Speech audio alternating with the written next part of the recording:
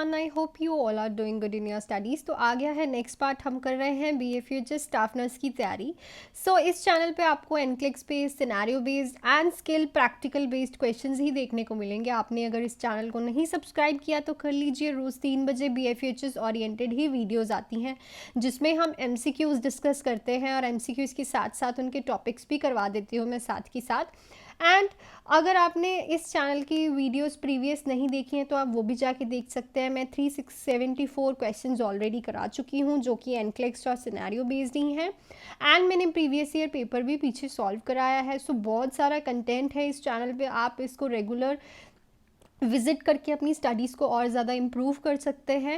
And अगर किसी को ऐसे ही BFUHS का बहुत ज़्यादा प्रिपरेशन करना है, बिकॉज मैंने आपको बताया है कि वैकेंसीज़ जो हैं वो इंक्रीज़ होंगी, दैट इज़ 101% श्योर 250 के साथ। बट ये नहीं पता कि वो वैकेंसीज़ 250 के बाद आने वाली हैं, 250 की वैकेंसीज़ का पेपर पहले हो जाए, आज भी कभी भी अनाउंस हो सकता है।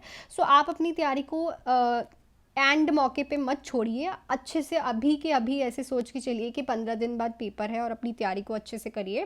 एंड दूसरा, जो बच्चे पूछ रहे हैं कि मैम इम्पॉर्टेंट टॉपिक्स कौन से हैं, देखो, अगर आप मेरी वीडियोस को ध्यान से देख रहे हो तो आपको पता चल रहा होगा कि जो इम्पॉर्टेंट टॉपिक्स से बार बार क्वेश्चन रिपीट हो रहे हैं वो ही टॉपिक्स आपको करने हैं, ठीक है। जैसे कि BFUHS के इम्पॉर्टेंट नोट्स मैं कह रही हूँ आप बाय कर सकते हैं, वैसे ही अगर आप MCQs ध्यान से पढ़ रहे हो तो काफ़ी ऐसे टॉपिक्स हैं जिनसे MCQs रिपीट हो रहे हैं। उन टॉपिक्स को अच्छे से पढ़ो। इम्पॉर्टेंट टॉपिक्स अगर आपने अच्छे से करने हैं तो आप वीडियोस को एनालाइज करके देखो कि कौन से टॉपिक से बार बार MCQs रिपीट हो रहे हैं, जिससे आपको पता चल जाएगा कि इम्पॉर्टेंट टॉपिक्स हैं। एंड अगर किसी बच्चे को BFUHS की अच्छे से तैयारी करनी है तो मेरे पैक डाउन बाय कर सकता है, दैट इज़ 249 वाला पैक है, जिसमें आपको क्या क्या मिलेगा मैं बता देती हूँ। MCQs के PDF answer with rational, plus golden key pointers, plus important topics जो है उसके बारे में मैं आपको बताऊंगी वहीं पे, और आपको उन टॉपिक्स के इम्पॉर्टेंट नोट्स भी दूंगी जो कि BFUHS ओरिएंटेड ही बने हुए हैं। मेरी सेल्फ लैंग्वेज के नोट्स हैं वो, और उसी के साथ साथ आपको प्रीवियस ईयर के BFUHS के पेपर भी मिलेंगे। एक तो आपको MCQs के PDF, दूसरा golden pointers, previous year paper and with the notes of important topic आपको मिलेगा। और इसके साथ आपको एक और चीज़ मिलेगी जो कि आपको टेलीग्राम पे कमेंट करके ही पता चलेगा कि मैं आपको इसके साथ क्या एक और चीज़ प्रोवाइड कर रही हूँ। ये सब चीज़ें बाय करने के लिए आप कमेंट कर सकते हैं। क्या करना है, कमेंट करना है मेरे इस चैनल पे, और टेलीग्राम का लिंक मैं आपको दे दूँगी, और मैं अपने टेलीग्राम का लिंक जो है वो कमेंट सेक्शन में पिन कर दूँगी। वहाँ से आप डायरेक्टली आके मेरे से टेलीग्राम पे बाय कर सकते हैं पेमेंट करके, और वहाँ से आप उन्हें फ़ोटो स्टेट करवा लीजिए, क्योंकि वो आने वाली पोस्ट के लिए भी बेनिफिशियल है और इन पोस्ट के लिए भी बहुत ज़्यादा बेनिफिशियल है, और उन्हें फॉरवर्ड करके आप पढ़ सकते हैं only in 249 rupees. Without any delay हम स्टार्ट करते हैं अपने क्वेश्चन से। 375th क्वेश्चन है, a client is who is undergoing radiation therapy develop mucositis, which of the following intervention should be included in the clients plan of care. एक client है, radiation therapy के अंदर जा रहा है, उसको म्यूकोसाइटिस मतलब म्यूकस की इन्फ्लामेशन, इन्फेक्शन हो गई है। ऐसी कौन सी इंटरवेंशन है जो कि प्लान ऑफ केयर में डालेगी nurse. Increase mouth care twice per shift, provide the client with hot tea to drink, promote regular flossing of teeth, use half strength hydrogen peroxide on mouth ulcer. हमें क्या करना पड़ेगा, promote करनी होगी regular flossing of the teeth. क्यों? क्योंकि mucus membranes की अगर माउथ के इन्फ्लामेशन और इन्फेक्शन हो चुकी है तो इट मीन्स वो टीथ्स को क्या कर सकता है, और ज़्यादा इन्फेक्शियस कर सकता है, जिसकी वजह से हमें क्या करना पड़ेगा, रेगुलर फ्लॉसिंग करनी पड़ेगी टीथ्स की, कि जो टीथ्स हैं वो प्रॉपरली हाइजीनिक रहें और जो माउथ है उसमें इन्फेक्शन और ज़्यादा ना फैले। सबसे ज़्यादा इंपॉर्टेंट जो है इंटरवेंशन, ये हम प्लान ऑफ केयर में नर्स जो है ऐड करेगी। नेक्स्ट है, the nurse is caring for a child receiving a blood transfusion, the child become flushed and is wheezing, what should the nurse do first. एक nurse care कर रही है child की, वो ब्लड ट्रांसफ्यूजन रिसीव कर रहा है, चाइल्ड एकदम से फ्लश्ड हो गया है, वीजिंग हो रही है उसको ऑस्कल्टेशन पे, तो नर्स फर्स्ट क्या करेगी, notify the physician, administer oxygen, switch the transfusion to normal saline solution, take the child vitals sign. So देखो इसमें अभी एक आप इम्पॉर्टेंट चीज़ देखो, इसमें स्टॉप द फ्यूजन ट्रांसफ्यूजन नहीं लिखा हुआ कहीं पे भी ऑप्शन, तो वो ऑप्शन तो हम होता तो हम उसको टिक करते। सो ये आ गया कॉम्प्लिकेटेड क्वेश्चन। इसमें आपको अब क्या करना पड़ेगा, देखो ट्रांसफ्यूजन रिसीव कर रहा है, so always do switch the transfusion to the normal saline solution. हम स्विच क्यों करेंगे, क्योंकि पेशेंट को वीजिंग भी हो रही है, वीजिंग अगर उसकी और एग्रेसिव हुई तो उसको डिफ़िकल्टी इन ब्रीदिंग हो जाएगी, इसलिए हमें क्या करना है, ट्रांसफ्यूजन हटा के नॉर्मल सोल्यूशन लगाना है। यहाँ पे कहीं नहीं लिखा हुआ स्टॉप द ट्रांसफ्यूजन। अगला वर्ड यूज किया, एक और वर्ड यूज किया है, that is switch the transfusion. ठीक है, सो अपना इस चीज़ को कॉन्सेंट्रेट रखना। अगर स्टॉप द ट्रांसफ्यूजन लिखा हुआ होता तो हम उसको टिक करते, और अगर switch the transfusion to the normal saline solution तो हम इसको टिक करेंगे। एडमिनिस्टर ऑक्सीजन नहीं करेंगे बिकॉज अभी उसे डिफिकल्टी इन ब्रीदिंग यहाँ पे नहीं बताया गया है, ओनली वीजिंग बताया गया है। नोटिफाई द फिजिशियन नहीं करना बिकॉज नर्स का एक्शन पूछा गया है, तो नर्स को पहले ट्रांसफ्यूजन हटाना है और नॉर्मल साइन चला देना है ताकि उसका जो रिएक्शन है मिनिमलिस्ट हो, उसके बाद हम फिजिशियन को बताएंगे। देन चाइल्ड के वाइटल साइंस तभी लेने हैं जब आप ट्रांसफ्यूजन को स्विच कर दोगे। फर्स्ट हमें स्विच करना है ट्रांसफ्यूजन।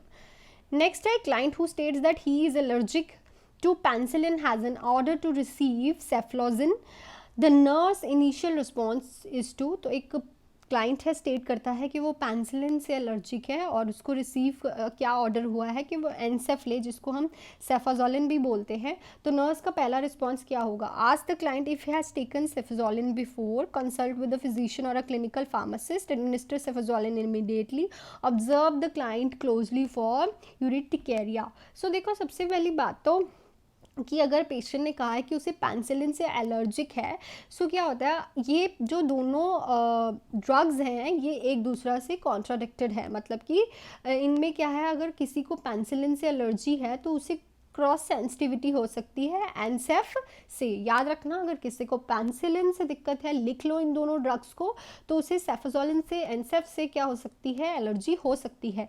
सो हम उस पेशेंट को अगर पेंसिलिन से एलर्जी है एक बार पूछेंगे कि अगर तुमने कभी सेफाजोलिन ली है पहले, सो सबसे पहला रिस्पॉन्स ये होगा हमारा। उसके बाद हम फिजिशियन या फिर सबको बोलेंगे, बिकॉज अगर फिजिशियन को हम बताएंगे उन्होंने बोला कि तुमने उससे पूछा है कि उसने ये लिया है, सो इसलिए हम, क्योंकि अभी मेडिकेशन गई नहीं है, ठीक है, मे बी उसे पेंसिलिन से दिक्कत है, जिन पेशेंट को होती है उनको एनसेफ से, मोस्टली 50% ऑफ पेशेंट्स को एनसेफ से भी रिएक्शन होता है एलर्जिक, इसलिए हम पहले पूछ लेंगे कि तुमने कभी एनसेफ लिया है। अगर तुम्हें पेंसिलिन से एलर्जी है सो नर्स सबसे पहले ये पेशेंट से पूछेगी।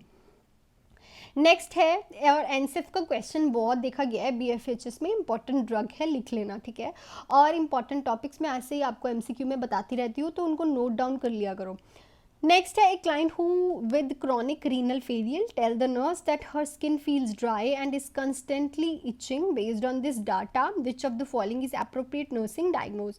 तो एक क्लाइंट है, उसको क्रॉनिक रीनल फेलियर है, नर्स को बोल रहा है कि उसकी स्किन जो है ड्राई है और इची हो रही है कॉन्स्टेंटली, तो इस डाटा के बेसिस पे नर्स अप्रोप्रिएट डायग्नोस कौन सा बनाएगी, effective ineffective health maintenance related to poor hygiene, chronic pain related to skin irritation, risk for impaired skin integrity related to severe pruritus, ineffective coping related to manifestation of chronic illness.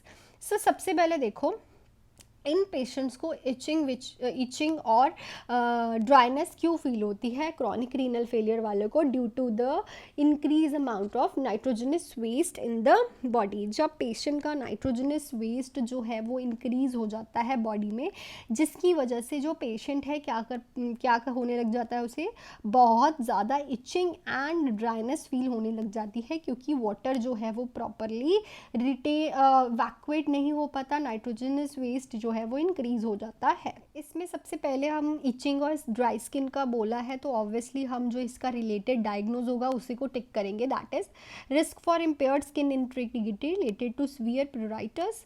Skin की जो diagnose पूछा गया है, अगर आप ध्यान से देखो तो क्वेश्चन में स्किन का ही सब कुछ बोला गया है, तो उसी के रिलेटेड ऑन दिस डाटा, ठीक है, होने के लिए हम उसकी डिसीज कंडीशंस के रिलेटेड भी डायग्नोस चूज कर सकते थे, बट नो, उन्होंने हमें क्या पूछा गया है इस time, on the basis of this data, जो उन्होंने हमें क्वेश्चन में डाटा प्रोवाइड किया है उसके बेसिस पे, तो option third is properly right.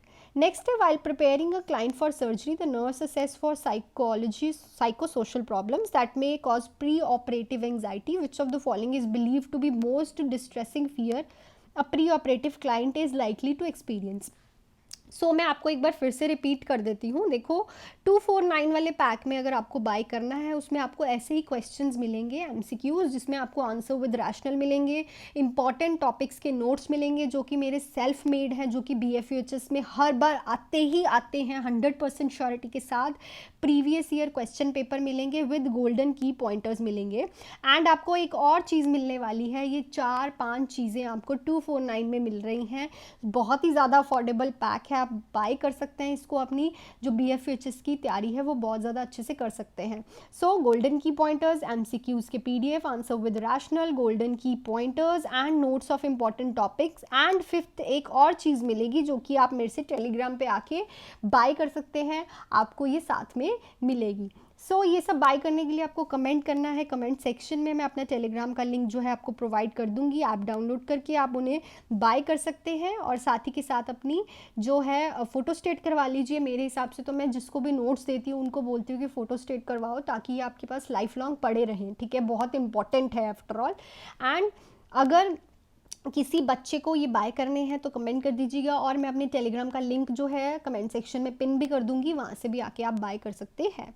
Question पढ़ लेते हैं। क्या कह रहा है कि अगर हम किसी पेशेंट को प्रिपेयर कर रहे हैं सर्जरी के लिए, तो नर्स ऐसा कौन सा साइकोसोशल प्रॉब्लम है असेस करेगी जो कि कॉज कर सकता है प्री ऑपरेटिव एंग्जाइटी, ऑपरेशन से पहले एंग्जाइटी, और जो सबसे ज़्यादा बिलीव्ड है मोस्ट डिस्ट्रेसिंग फियर होता है प्री ऑपरेटिव क्लाइंट जो कि एक्सपीरियंस करता है। Fear of unknown, fear of change in body image, fear of effect of anaesthesia, fear of being in a pain. सबसे ज़्यादा जो पेशेंट को एक्सपीरियंस करने को मिलता है वो उसे पता ही नहीं होता कि किस चीज़ का फियर होता है, ठीक है। प्री ऑपरेटिवली जो उसे एंग्जाइटी होती है उसे पता ही नहीं होता किस चीज़ की एंग्जाइटी हो रही है उसे।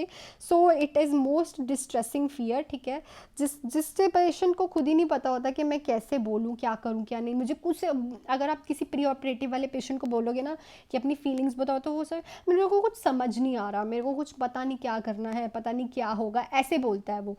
सबसे ज़्यादा मोस्ट कॉमनली बिलीव्ड यही होता है कि फियर ऑफ अननोन, कि मुझे कुछ नहीं पता, मुझे पता नहीं क्या होगा। This is experienced by the client preoperatively. Next, when preparing for a discharge of a newborn after surgery of correct TEF, tracheoesophageal fistula, the nurse teaches the parents about the need for long-term health care because their child have a high probability of developing which of the following. देखो, जब किसी parents को हम prepare कर रहे हैं discharge plan के लिए, उनके बच्चे का अभी ट्रेकियोइसोफेजियल फिस्टुला, मतलब ट्रेकिया और ईसोफेगस के बीच में एक अबनॉर्मल कनेक्शन था जिसको हम फिस्टुला बोलते हैं, उसका अभी करेक्शन हुआ है। तो पेरेंट्स को कौन सी ऐसे टीचिंग देंगे जो कि long term health care provider, because जो ये वाले चाइल्ड होता है, ये वाला पेशेंट होता है, इसको लॉन्ग टर्म ये डेवलप हो सकता है। Recurrent mild diarrhoea with dehydration, oesophageal structure, speech problem, ulcer. देखो, ऐसे पेशेंट्स को रिकरेंट माइल्ड डायरिया और डिहाइड्रेशन रहता है फॉर लॉन्ग टर्म्स। क्यों रहता है? बिकॉज काफ़ी टाइम से उसे फिस्टुला करेक्ट हुआ है, एक नॉर्मल स्टेट में बॉडी फंक्शन करती है। उस नॉर्मल स्टेट में आते आते बॉडी को एडजस्ट करना पड़ता है। जिस एडजस्टमेंट में उसे लिटिल बिट डायरिया होता रहता है, डिहाइड्रेशन होती रहती है, ठीक है। इसलिए उस पेरेंट्स को हम टीच करेंगे कि आपके बच्चे को ये एक्सपीरियंस हो सकता है और हाई प्रोबेबिलिटी है ये डेवलप होने की after the correction of surgery के करेक्शन के बाद ये मोस्ट प्रोबेबली बच्चों को होता ही है। उसके लिए हम उन्हें टीच करेंगे कि तुम्हें कैसे इस बच्चे की केयर करनी है आफ्टर द सर्जरी। बहुत इंपॉर्टेंट क्वेश्चन है, ठीक है, याद रखना कि हाई प्रोबेबिलिटी होती है बच्चों को ये डेवलप होने की आफ्टर TEF। Next question है, young man with Hodgkin disease have been readmitted to the hospital because of his aggressive disease that is unresponsible to multiple therapies and death appears imminent or a priority goal for this client is। एक patient है, ठीक है, उसको हॉचकिन disease है। क्या होता है? आपको मैंने पहले भी ये क्वेश्चन कहा है, कैंसर प्रोग्रेसिव होता है, इम्यून सिस्टम का पार्ट का कैंसर होता है, दैट इज़ लिम्फेटिक सिस्टम का।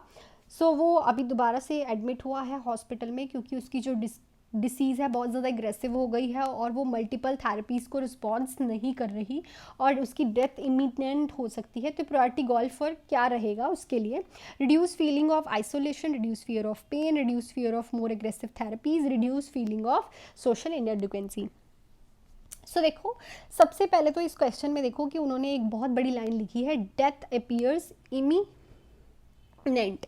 सो इस पेशेंट्स में क्या होता है कि पहली बात तो अगर वो मल्टीपल थेरेपीज़ पे अनरिस्पॉन्सिव है तो क्वेश्चन में क्लियर कर दिया है कि डेथ अपीयर हो सकती है। सो इस पेशेंट का हमने आइसोलेशन का फियर जो है कम करना होता है, because at this time patient को बहुत ज़्यादा अकेला छोड़ना, ठीक है, उसे लगता है कि मेरी प्रॉब्लम, मेरे से सबको प्रॉब्लम हो रही है, तो वो क्या करता है, किसी से बात नहीं करता है। आपने नोटिस किया होगा अगर आपने कोई ऐसा पेशेंट ट्रीट किया है, ठीक है, तो इस पेशेंट में हमें फीलिंग ऑफ आइसोलेशन को रिड्यूस करना पड़ता है, जो कि हमारा प्रायोरिटी गोल रहता है। नेक्स्ट है, a rapid response team arrives in a room of a client who had a cardiac arrest. The nurse should first apply which piece of monitoring equipment? सो देखो, अगर एक रैपिड रिस्पॉन्स चाहिए, टीम अराइव होती है एक client के room में जिसको कार्डियक अरेस्ट हुआ है, तो नर्स सबसे पहले क्या करेगी, क्या अप्लाई करेगी? ECG, pulse oximeter, blood pressure curve, doppler for pulse check. So इस क्वेश्चन का आंसर आप मुझे कमेंट सेक्शन में लिख के बताओगे। बहुत ही इजी क्वेश्चन है और ऐसे ही क्वेश्चन आपको देखते हो मिलते हैं BFHS में। सो अच्छे से पढ़िए और इंपॉर्टेंट टॉपिक्स की बात रही तो उनको अच्छे से करा करिए, ठीक है, जो मैं बताती हूँ साथ के साथ लिख ली करिए और उसको पढ़ लिया करिए। और अगर आपको बाय करना है, जैसे कि मैंने बोला ही है, पैक, तो आप कर सकते हैं, जिसमें आपको ऐसे ही MCQs के PDF, गोल्डन की पॉइंटर्स मिलेंगे, विद इंपॉर्टेंट नोट्स मिलेंगे एंड प्रीवियस ईयर के BFHS के पेपर मिलेंगे। और आपको एक और चीज़ मिलने वाली है, आप मेरे से टेलीग्राम में पता कर सकते हैं, ओनली इन कितने में, 249, जो कि बहुत ही अफोर्डेबल प्राइस है, तो आप ये बाय कर सकते हैं। 49 वाला पैक बाय करने के लिए आप मुझे कमेंट कर सकते हैं, मैं अपने टेलीग्राम का लिंक आपको प्रोवाइड कर दूंगी और मैं अपने टेलीग्राम का लिंक पिन भी कर दूंगी ताकि आप इजीली वहाँ से आके मेरे से बाय कर पाएँ और वहाँ से आप फोटो स्टेट करवा पाएँ। So this is all about this video. अगर आपको वीडियो अच्छी लगी हो तो प्लीज़ द लाइक बटन और इस चैनल को सब्सक्राइब कर लीजिए। Thank you so much, to hard work and all the best, bye.